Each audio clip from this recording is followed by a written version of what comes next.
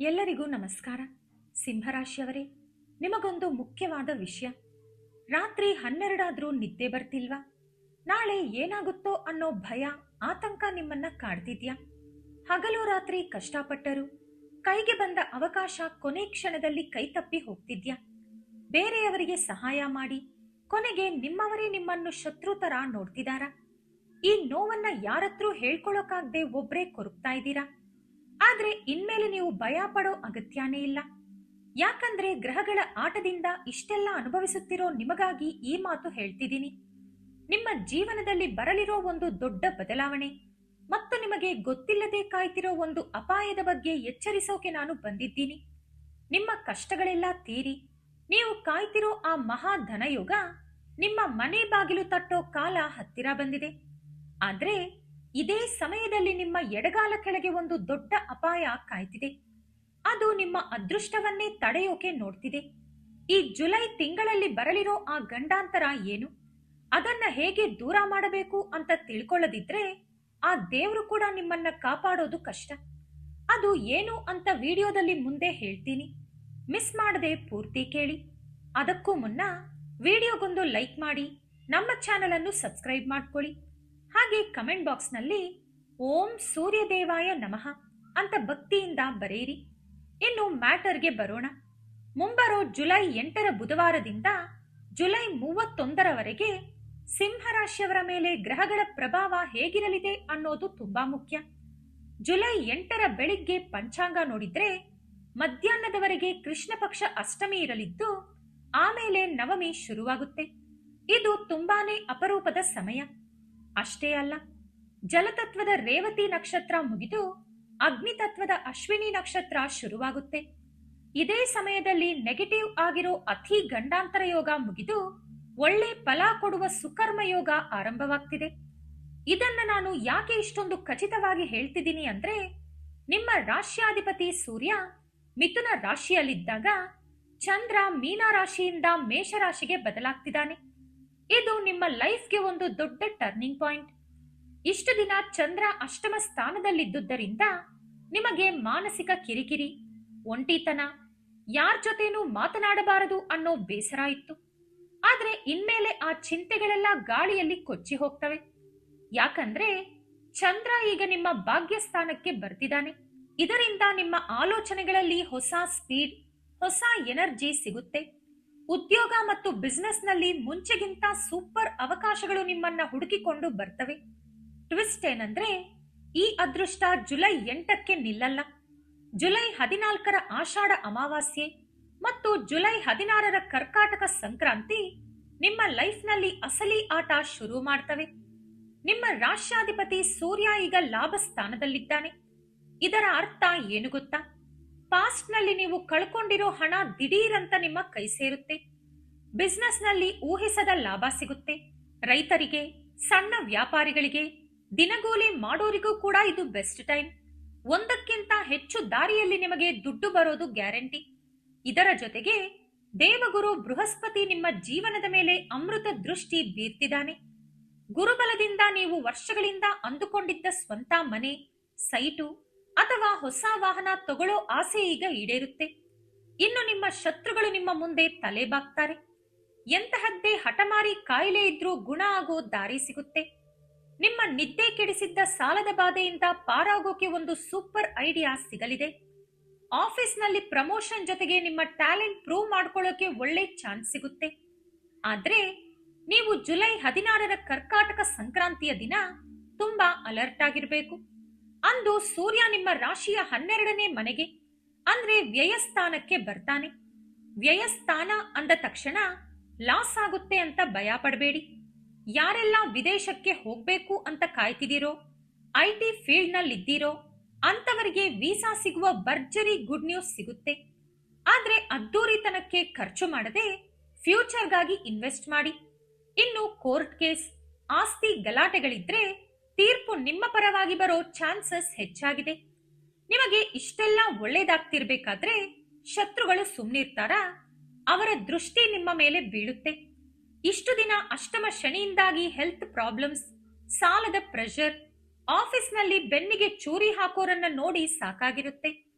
ನೀವು ಎಷ್ಟು ಪ್ರಾಮಾಣಿಕವಾಗಿದ್ರೂ ಕಾಲು ಎಳೆಯೋರು ಇದ್ದೇ ಇರ್ತಾರೆ. ಈ ಶತ್ರುಗಳ ಕೆಟ್ಟ ದೃಷ್ಟಿ ಮತ್ತು ಅಷ್ಟಮ ಶನಿ ಸೇರಿ ನಿಮ್ಮ ಫ್ಯಾಮಿಲಿ ಲೈಫ್ ಮೇಲೆ ಎಫೆಕ್ಟ್ ಬೀರದಂತೆ ನೋಡ್ಕೋಬೇಕು. ಅದು ಹೇಗೆ ಅಂತ ಮುಂದೆ ಹೇಳ್ತೀನಿ ಕೇಳಿ. ಇನ್ನೊಂದು ಕಡೆ ನಿಮ್ಮ ರಾಶಿಯಲ್ಲಿ ರಾಹುಕೇತುಗಳ ಪ್ರಭಾವದಿಂದ ಗಂಡ ಹೆಂಡತಿ ಮಧ್ಯೆ ಅಥವಾ ಬಿಸ್ನೆಸ್ ಪಾರ್ಟ್ನರ್ಸ್ ಜೊತೆ ಸಣ್ಣ ವಿಷಯಕ್ಕೂ ದೊಡ್ಡ ಗಲಾಟೆಗಳು ಆಗಿರ್ಬೋದು. ಅದರಲ್ಲೂ ಜುಲೈ 14ರ ಆಷಾಢ ಅಮಾವಾಸ್ಯೆ ಟೈಮ್ನಲ್ಲಿ ಈ ನೆಗೆಟಿವ್ ಎನರ್ಜಿ ಜಾಸ್ತಿ ಇರುತ್ತೆ. ಮನೆಯಲ್ಲಿ ಅನ್ನ ಬೇಗ ಹಾಳಾಗೋದು, ಕಾರಣ ಇಲ್ಲದೆ ವಸ್ತುಗಳು ಒಡೆಯೋದು, ಎಲೆಕ್ಟ್ರಾನಿಕ್ ಐಟಮ್ಸ್ ಸುಟ್ಟು ಹೋಗೋದು, ಇವೆಲ್ಲ ದೃಷ್ಟಿದೋಷದ ಲಕ್ಷಣಗಳು. ಆದ್ರೆ ಜುಲೈ 15, 16ರ ನಂತರ ಈ ಕತ್ತಲು ಕರಗಿ ಹೊಸ ಬೆಳಕು ಬರುತ್ತೆ. ನಿಮ್ಮನ್ನ ಕೀಳಾಗಿ ನೋಡಿದವರೇ ನಿಮ್ಮ ಹತ್ರ ಸಹಾಯ ಕೇಳ್ಕೊಂಡು ಬರ್ತಾರೆ. ಮದುವೆ ಆಗದವರಿಗೆ ಒಳ್ಳೆ ಸಂಬಂಧ ಕೂಡಿ ಬರುತ್ತೆ. ಆದ್ರೆ ನಿಮ್ಮ ಈ ಬೆಳವಣಿಗೆಯನ್ನ ಸಹಿಸದವರ ಕೆಟ್ಟ ಕಣ್ಣು ನಿಮ್ಮ ಮೇಲೆ ಬಿದ್ದಿದೆ. ಆ ರಹಸ್ಯ ಇರೋದೇ ನಿಮ್ಮ ಎಡಗಾಲಿನ ಕೆಳಗೆ. ನಾವು ದಿನ ಎಲ್ಲೆಲ್ಲೋ ಓಡಾಡ್ತೀವಿ, ಆದ್ರೆ ಕಾಲಿನ ಕೆಳಗೆ ಏನ್ ತುಳಿತಾ ಇದೀವಿ ಅಂತ ಗಮನಿಸಲ್ಲ. ತಂತ್ರಶಾಸ್ತ್ರದ ಪ್ರಕಾರ ಎಡಗಾಲು ನೆಗೆಟಿವ್ ಎನರ್ಜಿಯನ್ನ ಬೇಗ ಅಟ್ರಾಕ್ಟ್ ಮಾಡುತ್ತೆ. ಅದಕ್ಕೆ ದೇವಸ್ಥಾನಕ್ಕೆ ಹೋಗುವಾಗ ಬಲಗಾಲು ಇಟ್ಟು ಹೋಗ್ತೀವಿ. ನಮಗೆ ಗೊತ್ತಿಲ್ಲದೆ ಬೇರೆಯವರ ದೃಷ್ಟಿದೋಷ, ನೆಗೆಟಿವಿಟಿಯನ್ನು ಎಡಗಾಲಿನ ಮೂಲಕ ಮನೆಗೆ ಹೊತ್ತು ತರ್ತೀವಿ.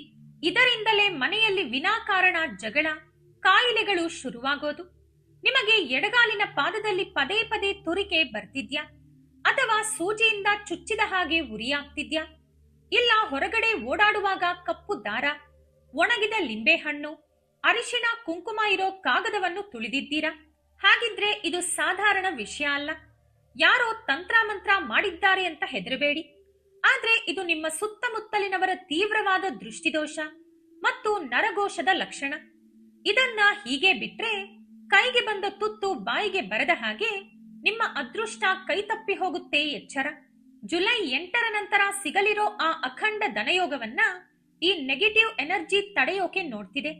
ಹಾಗಾದ್ರೆ ಈ ದರಿದ್ರ ಕಳೆದುಕೊಂಡು ನಿಮ್ಮ ಧನಯೋಗವನ್ನ ಉಳಿಸಿಕೊಳ್ಳೋಕೆ ಪರಿಹಾರ ಇಲ್ವಾ? ಖಂಡಿತ ಇದೆ. ನಮ್ಮ ಋಷಿ ಮುನಿಗಳು ಇದಕ್ಕೊಂದು ಸುಲಭ ಮಾರ್ಗ ಹೇಳಿದ್ದಾರೆ. ಅದೇ ತಾಮ್ರದ ಬಿಂದಿಗೆ ಅಥವಾ ಚೊಂಬಿನ ಪರಿಹಾರ. ಈ ಪರಿಹಾರ ಮಾಡಿದ ತಕ್ಷಣ ರಾತ್ರೋರಾತ್ರಿ ಕೋಟ್ಯಾಧಿಪತಿ ಆಗ್ತಾರೆ ಅಂತ ನಾವೇನು ಭ್ರಮೆ ಹುಟ್ಟಿಸಲ್ಲ. ಇದು ನೆಗೆಟಿವ್ ಎನರ್ಜಿ ದೂರ ಮಾಡಿ ಪಾಸಿಟಿವಿಟಿ ಹೆಚ್ಚಿಸೋ ಒಂದು ನಂಬಿಕೆಯಷ್ಟೇ. ತಾಮ್ರ ಅಂದರೆ ನಿಮ್ಮ ರಾಶ್ಯಾಧಿಪತಿ ಸೂರ್ಯನಿಗೆ ಅತ್ಯಂತ ಇಷ್ಟವಾದ ಲೋಹ. ಸೈನ್ಸ್ ಪ್ರಕಾರನೂ ತಾಮ್ರಕ್ಕೆ ಮ್ಯಾಗ್ನೆಟಿಕ್ ಎನರ್ಜಿ ಸೆಳೆಯೋ ಗುಣ ಇದೆ. ನಿಮ್ಮ ಎಡಗಾಲಿಗೆ ದೃಷ್ಟಿದೋಷ ತಗುಲಿದ್ರೆ ಯಾರಿಗೂ ಹೇಳದೆ ಈ ಚಿಕ್ಕ ಕೆಲಸ ಮಾಡಿ.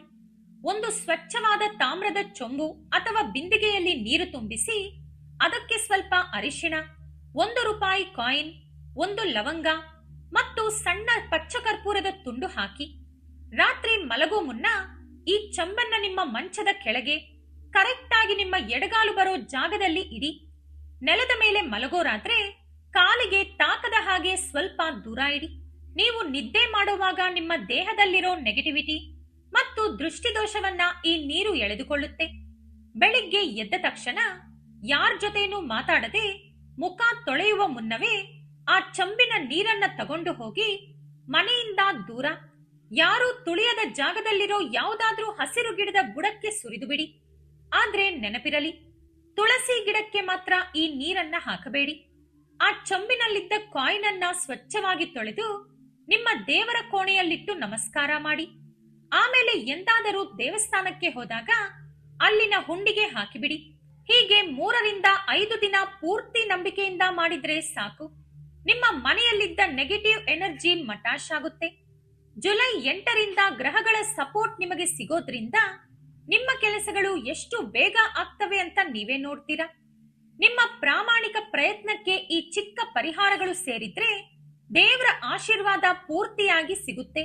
ಜುಲೈ 8ರ ನಕ್ಷತ್ರ ಬದಲಾವಣೆ, 14ರ ಅಮಾವಾಸ್ಯೆ ನಂತರ ಸಿಗೋ ಕ್ಲಾರಿಟಿ ಮತ್ತು 16ರ ಕರ್ಕಾಟಕ ಸಂಕ್ರಾಂತಿಯ ಗ್ರಹಚಾರ ಇವೆಲ್ಲವೂ ನಿಮಗೆ ಸೂಪರ್ ರಿಸಲ್ಟ್ ಕೊಡಲಿವೆ. ಗುರುಬಲ ಚೆನ್ನಾಗಿರೋದ್ರಿಂದ ಶನಿ ಮತ್ತು ರಾಹುವಿನ ಕಾಟವನ್ನ ಧೈರ್ಯವಾಗಿ ಎದುರಿಸ್ತೀರಾ. ನಿಮ್ಮ ಸಾಲದ ಬಾಧೆ ತೀರಿ ಫ್ಯಾಮಿಲಿಯಲ್ಲಿ ಸುಖ ಶಾಂತಿ ಸಿಗಲಿ ಅಂತ ನಾನು ಮನಸ್ಸಾರೆ ಪ್ರಾರ್ಥಿಸ್ತೀನಿ. ಹಳೆ ಕಹಿ ನೆನಪುಗಳನ್ನ ಮರೆತು ಬಿಡಿ. ನಿಮ್ಮ ಬೆನ್ನ ಹಿಂದೆ ಮಾತಾಡೋರ ಬಗ್ಗೆ ತಲೆ ಕೆಡಿಸಿಕೊಳ್ಳಬೇಡಿ. ನಿಮ್ಮ ಗುರಿಯತ್ತ ಮಾತ್ರ ಗಮನ ಕೊಡಿ. ಯಾವಾಗ ಪಾಸಿಟಿವ್ ಆಗಿ ಯೋಚಿಸ್ತೀರೋ ಆಗಲೇ ಅರ್ಧ ಗೆದ್ದ ಹಾಗೆ. ಈ ಜುಲೈ ತಿಂಗಳು ನಿಮ್ಮ ಲೈಫ್ಗೆ ಒಂದು ಹೊಸ ತಿರುವು ಕೊಡಲಿದೆ. ಸೂರ್ಯದೇವರ ಕೃಪೆ ನಿಮ್ಮ ಮೇಲಿರಲಿದೆ. ವಿಡಿಯೋ ಇಷ್ಟ ಆಗಿದ್ರೆ ಲೈಕ್ ಮಾಡಿ, ಶೇರ್ ಮಾಡಿ. ನಮ್ಮ ಚಾನೆಲ್ ಅನ್ನು ಸಬ್ಸ್ಕ್ರೈಬ್ ಮಾಡಿಕೊಂಡು ಬೆಲ್ ಐಕಾನ್ ಕ್ಲಿಕ್ ಮಾಡಿ. ಧನ್ಯವಾದಗಳು.